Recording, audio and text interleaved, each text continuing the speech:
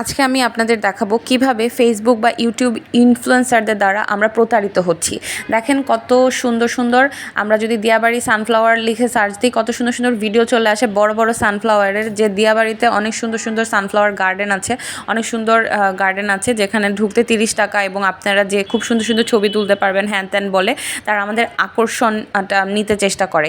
এবং যখন আমি সত্যি সত্যি গিয়েছি, বাস্তবতার সম্মুখীন হয়েছি, যে দেখেছি শুধু মাঠ আর মাঠ, ছোট্ট একটা জায়গার মধ্যে অল্প কয়টা সূর্যমুখী গাছ এবং মানুষ দিয়ে ভরা। আমি ভালো করে একটা ছবিও নিতে পারবো না, আমার পাশে পিছে বিভিন্ন জায়গায় ব্যাকগ্রাউন্ডে মানুষ চলে আসবে। তাহলে 30 টাকা খরচ করে এত ছোট জায়গায় আমার ঢুকে লাভটা কি? এত দূরে আমি কষ্ট করে মেট্রো রেল খরচ করলাম, রিক্সা ভাড়া খরচ করলাম, এতগুলো টাকা খরচ করে আবার 30 টাকা দিয়ে ঢুকলাম এই ছোট জায়গায়। সেখানে আমি ছোট ছোট সূর্যমুখী ফুল আছে এবং অতিরিক্ত মানুষ আছে, যেখানে আমি যে ভালো করে একটা ছবি তুলতে পারবো না, ঘোরাফেরাও এত ছোট জায়গায় কিভাবে করব?